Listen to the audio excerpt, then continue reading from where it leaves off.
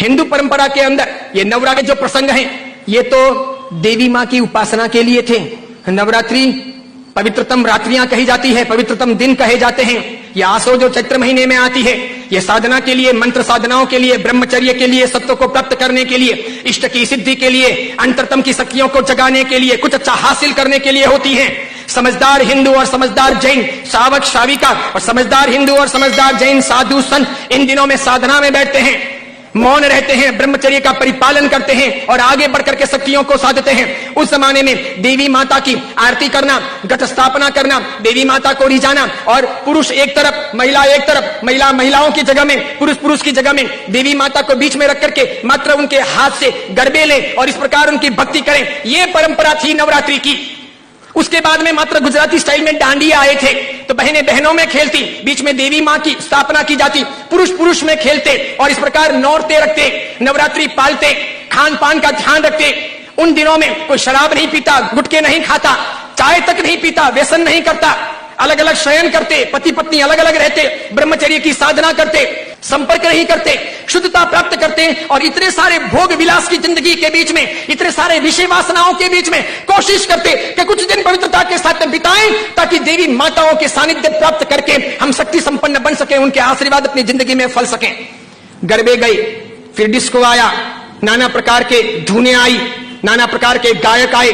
कई कंपनियां, कई संस्थाएं इसमें कूदी, कई सारे लोगों ने धन कमाना शुरू किया, छोटे बड़े ये डांडियों के अलग अलग कार्यक्रम होने लगे, सब लोग ललचाने लगे। देवी मां एक तरफ रह गई, देवी की साधना एक तरफ रह गई, नवरात्रि की पवित्रता एक तरफ रह गई, घट स्थापना एक तरफ रह गई, गरबे लेने का भाव एक तरफ रह गया, आरती और देवी मां को रिझाना, मातृ शक्तियों को प्रेरित करना, ये सब एक तरफ रह गया। आज डांडिये खेलने वालों में से किसको पता है कि साधना क्या है,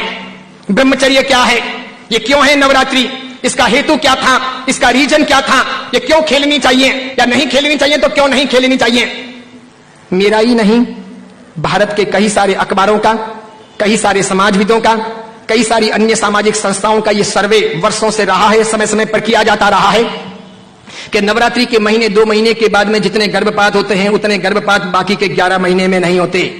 तो ये व्यभिचार नहीं है तो क्या है, ये दुराचार नहीं है तो क्या है, ये जीवन की भ्रष्टता नहीं है तो क्या है। इस बात पर मैं कुछ वर्षों पहले बोला था, अभी किसी ने वो वीडियो वायरल कर दिया और उस वीडियो को लेकर के अखबार में लिखा। मैंने कहा जो सच है वो सच है कि हम अपनी साधनाओं को बचाएं, बेच ना दें। हिंदू धर्म की परंपरा हो कि जैन धर्म की परंपरा हो, कोई भी उत्सव महोत्सव हो, मैंने समय समय पर यह भी कहा था, गणपति अगर हिंदू धर्म के देवता हैं और गणपति के महोत्सव अगर मनाए जाते हैं या उनका आराधन अगर किया जाता है तो उसमें कहीं जुआ नहीं खेलना चाहिए, शराब नहीं पीनी चाहिए, गणपति के नाम पर तमाशे नहीं करने चाहिए, लड़कियों के साथ में नाच गान नहीं होने चाहिए, गणपति लड़कियों को छेड़ने के लिए महोत्सव के तौर पर नहीं आ रहे, लड़कियां अपनी जगह पर हों, पुरुष अपनी जगह पर हों, वहां शराब नहीं पी जानी चाहिए, उनके पैसों का प्रपंच नहीं होना चाहिए, गणपति को सेलेबल नहीं बनाया जाना चाहिए। हिंदू धर्म अगर इन चीजों को नहीं संभालता है तो धीरे धीरे भारतीय संस्कृति का विनाश होगा।